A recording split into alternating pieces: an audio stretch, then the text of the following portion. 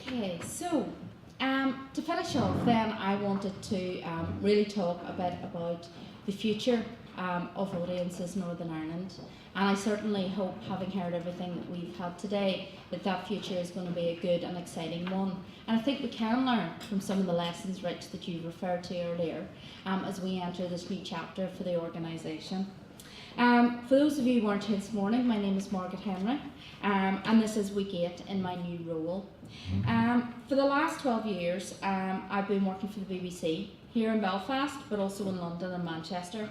And prior to that, I worked within the arts sector here in Northern Ireland, both for the Old Museum Arts Centre and for the Belfast Festival at Queen's. And before I go on to talk about the future, I am standing here today reminded a little bit of the past.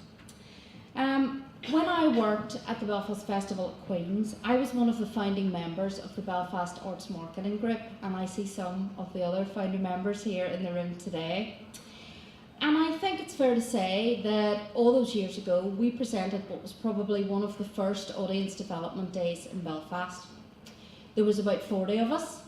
We were in a room in the Crescent Arts Centre, and we were really just getting to grips with what this fancy term, audience development, actually meant. So here we are in 2014. There's been about 150 of us here today. The Crescent Arts Centre has undergone an amazing transformation, as has the city and the country. And audience development in Northern Ireland has sure come a long way. And part of the success in establishing audience development here has been Audiences Northern Ireland, which is reaching its 10th anniversary this year. And so we asked some of our members and partners, some of you in the room today, what Audiences NI means to you, and we have a little video that sums up what you told us.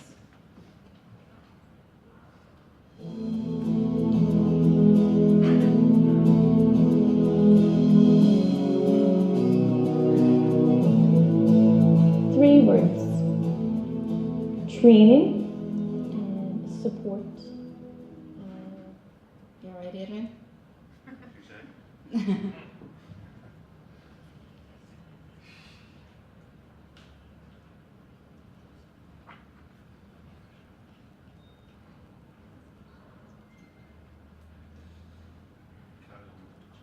All right, okay, that's fine. Those of you who took part in the video told us about some of the things that you valued most about Audiences Northern Ireland. And the first thing I want to say is, as the new Chief Executive and as part of a new team, we're certainly not going to throw out any of the stuff that you already value.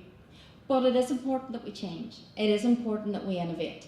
And so what I want to do today is show you how we're going to build upon the success that we've already had and make Audiences Northern Ireland fit for the future. And we'll now see the video.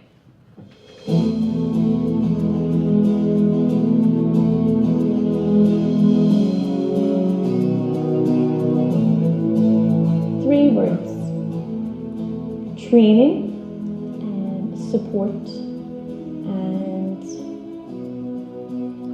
atmosphere. Training, engaging, and innovative. The 3 words I would choose would be helpful, supportive, and training. Networking, training, and events. I would certainly say that they're forward thinking. That would be one word. Second one would be supportive in terms of what you do for your own clients and for your members. I find amazing. And obviously top class training as well.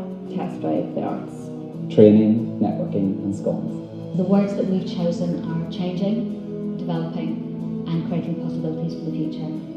Excited for the future. So thank you to the people who helped us with that. And as Sarah said, excited for the future for, and I am excited for the future for Audiences NI. I want to just highlight 2 initiatives that a lot of you will know about that have been part of the success of Audiences NI to date. You've heard it referenced already today, but Test Drive the Arts is our major audience development initiative, and over 96 organisations from across Northern Ireland regularly participate. In December 2013, as Michelle mentioned this morning, we reached our 20,000th, that's not easy to say, participant in Test Drive the Arts, which is a major milestone. Research shows that test drivers are genuinely people who do not traditionally attend, and the scheme attracts a higher than average level of non-typical arts attenders compared to the makeup of arts attenders that we see from your box office data when we do our annual audience review. The figures here kind of speak for themselves, and by using that unsold capacity to bring people into the arts and to give them a positive arts experience, this scheme is often cited as an example of best practice across the UK and in Europe. And it's important to say that we're not resting on our laurels with Test Drive, and the team and I are looking at new approaches to keep it fresh and relevant. The delivery of market research and intelligence has also been one of the most valuable contributions that ANI has made. I know that this information is helping many of you plan how you will deliver your business objectives, and I know that it was invaluable in helping the Arts Council make robust contributions to the review of public spending, which came about obviously following the economic collapse. The figures here are big numbers and represent some key stats from our 2013 audience review. They are the number of households booking arts events, the number of tickets sold, and the revenue generated from those tickets. Providing this intelligence will remain a key part of our service delivery, but we also want to make the challenge of establishing benchmarks and insight for art forms where ticketing via box offices isn't normal practice. So for example, within the visual arts. It is important that where information gaps exist, we work to fill them. So that's a little bit about what Audiences Northern Ireland has been doing, and I know many of you will be very familiar with the work. And shortly I will talk about how we're going to build on that and what we're going to do in the future. But before I do, it's useful to take a brief look at some of the context we're operating in, some of which we've already heard about from Philip this afternoon. Technology and all things digital. Technology presents us with both opportunity and challenge. As these figures from Ofcom show, Northern Ireland is a very digitally literate audience. We see figures there which say the number of people owning a tablet has more than trebled in the past year, with nearly 1 in 3 homes, 29% here, having a tablet, compared with 24% in the UK. So very often we adopt that technology before the rest of our neighbours. What is clear is that we can't ignore those opportunities. Our audiences are embracing and loving the portability and easy access to information, services and content that these devices offer. The pace of change and the plethora of digital channels available can certainly be overwhelming, but it's vital we all stay up to speed with the opportunities, just as our audiences are. Politics. Well, we certainly love our elections here in Northern Ireland, sometimes almost having one whenever it wasn't scheduled, but thankfully we've pulled back from that. And as we've said, in 14 and 15 there are a number of key votes taking place. A troll of the main Northern Ireland parties' websites show, let's just say, varying levels of commitment to the arts. And where will the arts be in their manifestos for these elections? How do we make sure that the arts are featured in such a way that values the arts both as a standalone sector, but also with links to other areas such as tourism, jobs, training, health, etc.? And what are the big asks that we as a membership want to make over the next 2 years? And how do we make sure that those who are seeking votes are hearing from voters that the arts matter? We've heard a lot about money today. The figures on the slide represent a survey that was commissioned by Arts Ventures and delivered through the Arts Professional magazine. And there is no doubt that there is a willingness, a desire, and indeed an imperative to diversify our income streams. But that's not easier said than done. Our colleagues in the wider third sector can also help us and show us maybe some examples of how they've been doing this already. And many of you have already started down this road of social enterprise and new business development. I would suggest that knowing your audience is a good place to start if you're thinking about diversifying your income. And it will help you to start thinking creatively about what you might do with that information to reveal new potential. Audiences Northern Ireland can help you start to explore these avenues to deliver increased sustainability. The society in which we live here in Northern Ireland seems to be an ever-changing state. We're often heard that we have a very young population, and I think that's evidenced in the room today. And certainly it was, maybe not, Fiona, no. And certainly it was something that was quoted a lot when I worked in the BBC to account for the success of Radio 1. But in line with the UK, we also have a population with increasing numbers of older people. One of the great success stories of modern times, allegedly, is that we're all living longer. The older audience is a growing one, and the opportunities for us to engage with them as attenders and participants is very real. Many of you do work with older people already, but it's an audience segment which has a range of different needs and characteristics within it, and they could absolutely provide new audience development opportunities across the sector, as well as helping the arts to contribute to the government's wellbeing agenda, which we heard about earlier from Philip. That's a very brief look at just some of the environmental challenges and changes, and I'm sure we could spend the rest of the afternoon identifying many more. But now I want to talk a bit about Audiences Northern Ireland and how we will help you meet at least some of those challenges through working together in the next year and in the years to come. We're starting by putting in place a new team. We're having our Doctor Who moment, we're regenerating. And today will have been a first chance to meet some of us, but I hope not the last. Danielle, Annie, Neve and myself this month, Cara Cash and Dr. McCain will complete the core team. In addition, we will be offering placements and internships in collaboration with local universities and colleges as part of our commitment to developing the next generation of skills. Across the new team, we have marketing, branding, communications, audience development, social enterprise, research, operations, project and business development skills. We're not all experts by any means, but we are there to support you and your organisation and your work. We want you to feel you can talk to us about your ideas and projects in a type of free consultancy service. Call us, email us, come into our offices in the Donegal Road. We want to be there as a resource for our members. Sometimes just talking to somebody who's slightly outside your organisation but understands the challenges and the context that you're operating in can help unlock some new ideas, or at the very least, just let you see the wood for the trees. We want our members to feel we're here for you as and when you need us. Having been out and about talking to members over the last 7 weeks, it's very clear to me that the demand for what Audiences Northern Ireland could, should and might do remains as big as ever. From all sizes and types of organisation and from all art forms, the challenge of maintaining and developing new audiences never ends.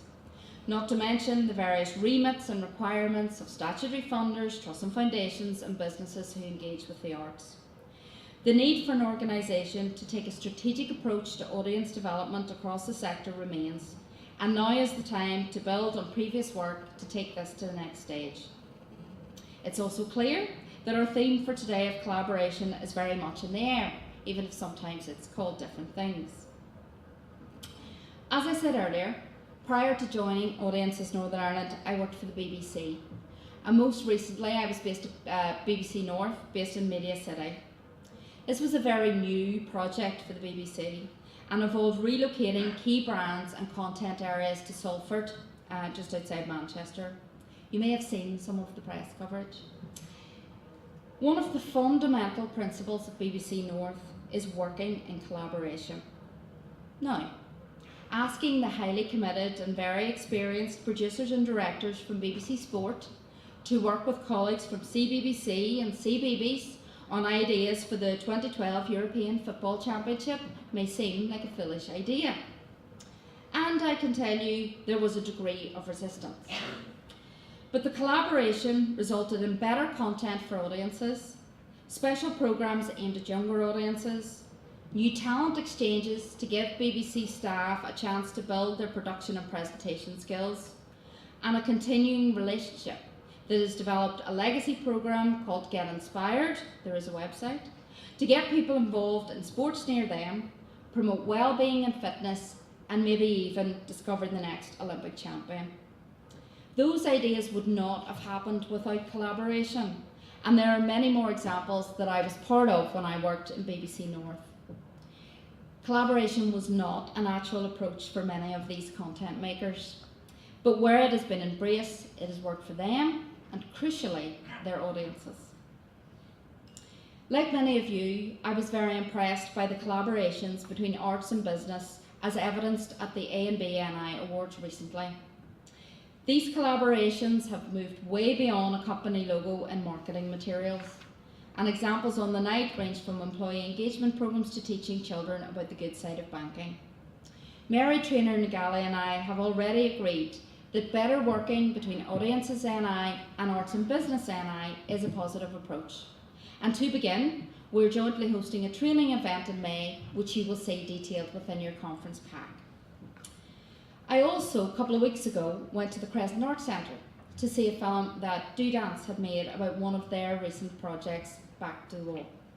This was an innovative project working with men and boys aged between about 8 and 80, and Do Dance worked collaboratively with Clanmill Housing Association and Elm Grove Primary School. This project was a great example of social inclusion without in any way sacrificing the quality of the art form.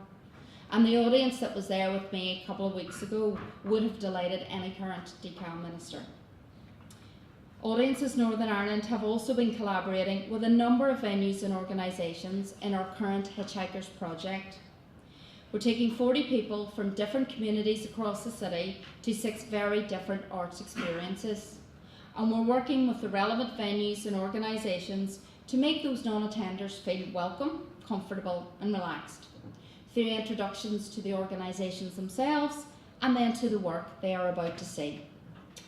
Initial feedback from participants has been incredibly positive, and we are stimulating arts advocates and champions who will do a much more authentic job of recommending the arts within their communities than any fancy marketing campaign.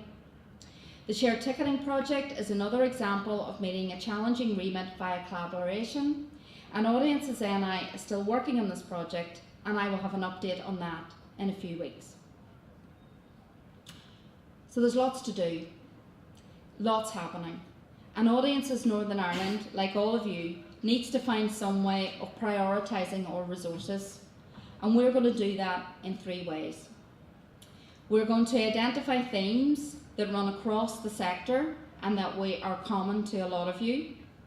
We're going to begin today a meaningful dialogue with the most important people in Audiences Northern Ireland, our members, and we're going to focus in on what the audiences are telling us, because it's their public funding that we are in receipt of, and it is those audiences and their experiences that are crucial in sustaining what we do.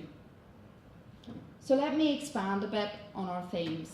Cross-sectoral themes, or as I like to say, things that people keep talking to me about. Let me illustrate how these might work. Marketing remains a priority for all of us, and the ability to develop audience-focused marketing and audience development plans is crucial for sustainability and success. Audiences Northern Ireland wants to work with you to embed marketing and audience development as a strategic function within your organisations. Whether that is training for marketing teams, working with programmers and artistic teams to show how they can contribute to audience development, or supporting senior managers and boards to utilise marketing as a strategic function, shaping everything from digital content to social enterprises. Driving digital. We've heard repeatedly today about the opportunities that digital can offer us. Audience Northern Ireland wants to work collaboratively to do 4 things in this area. Firstly, we want to develop and embed digital marketing skills. The principles remain the same, whether it's digital or other marketing, but having the knowledge and the confidence, as well as working out what best works to achieve your marketing objectives, is still something that businesses and charities are grappling with. And the pace of change with all things digital doesn't make that any easier. Audiences Northern Ireland, through training and events, wants to equip you with the insight you need to use the right tech for the right result. Secondly, we know that digital increases access to your content. How you decide and then produce that content and where it goes is another area that Audiences Northern Ireland wants to work with you on. In addition, there are opportunities for digital partnerships from everyone from the BBC to Facebook to our own local digital innovators.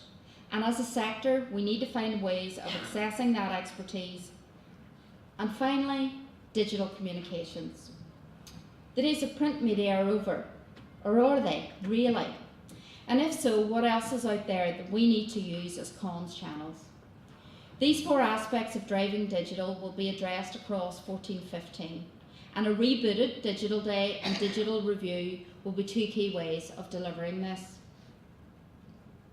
Partnerships, underpinned by that higher collaborative purpose we heard Rich talk about, will also be a theme for this year. I've already mentioned our closer partnership with Arts and Business Northern Ireland, and we are also continuing, albeit with a revamp, our partnership with the Arts Marketing Association, which gives you and us access to excellent speakers and training. And picking up on my earlier references to the older audiences, we are also developing a partnership with AGNI. And although this is in early stages, we have committed to working together for mutual benefit in accessing and building good audience relationships with older audiences.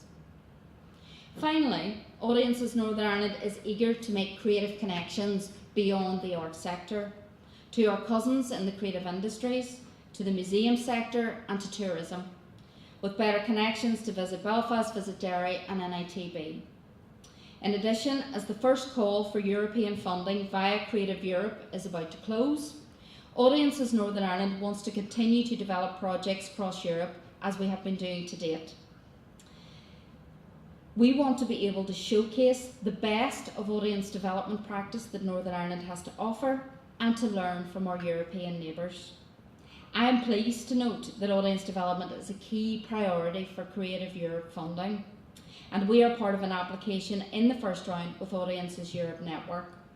But there are 7 more years of funding to apply for, so let's get together to work out how we maximise the European opportunity for all of us. And David was here this morning from the British Council, and many of you already work with Colette Norwood, so we already have the connections to make real impact.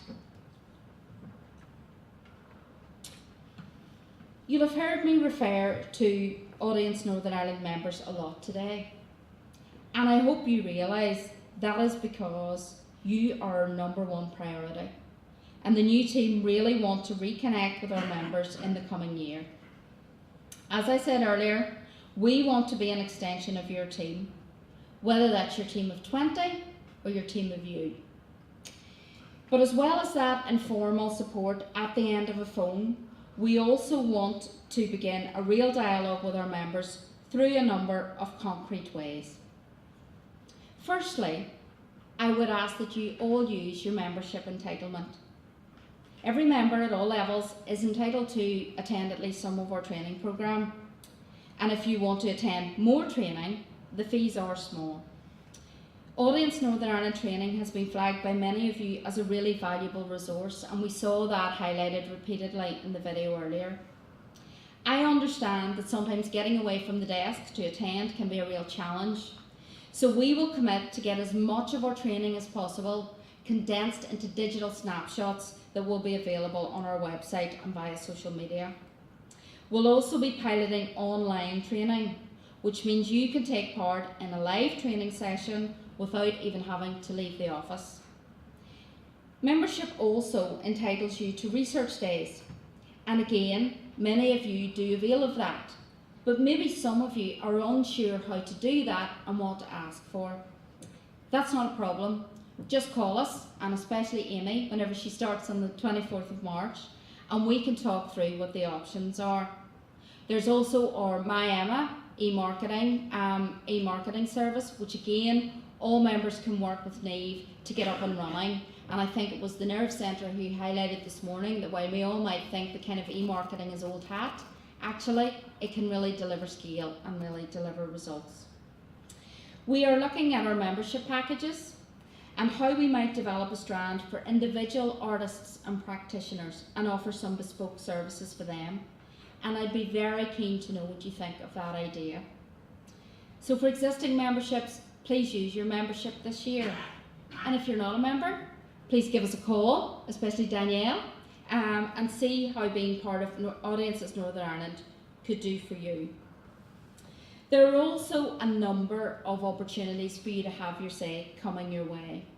After this conference, we will ask you to evaluate today. There's actually a form in your pack and we'll be emailing it out as well. We as a new team put this day together in a relatively short period of time. We wanted there to be a mix of information you would find useful from Philip and a word from the folks on the Hill this morning, and we wanted to have some inspiration. The case studies we saw earlier and Rich's talk. I'm not sure where I fit into all that. But what we want to know is what worked, what would you like to see more of, what was missing. I want us to get to a point where this day next year for members, partners and funders is useful, inspirational and quite simply unmissable. Also in April, we will be launching our annual members survey, and within that this year, a training needs analysis. So again, your opportunity to have your say. And in late spring, early summer, we will launch a consultation on our corporate plan, which will take Audiences NI from 2015 to 2018. We will be coming up with as many different creative ways as possible without loading you with additional meetings and additional places to be and things to do, where you can help us really shape that plan to take Audiences Northern Ireland to 2018. We also intend to continue to have those big key moments throughout the year. Coming up very soon will be our Media Day, for example. But we want to do more than just have good days, useful and all as they can be. We want to use those days as a springboard to draw attention to an issue that our members want highlighted, or to deal with some particular element or particular part of the sector that we want magnified beyond just the people in this room today. And we'll be working with you to move that forward. As well as our members, our audiences are also a very important part of Audiences NI, the clues in the name. And we really want to bring that audience voice very firmly to the fore of the organisation this year. You know that we already have produced a lot of insight and research, and that's been mainly through a lot of quantitative data. We want to bring qualitative data to that to help bring that research to life. And we want to have actionable insight to not only tell you what's going on, but also to help you shape what you do next. We want to embed audience development and the voice of the audience horizontally and vertically across your organisations. Listening to audiences and shaping what you do by listening to those audiences should not just be the preserve of the marketing and the audience development teams.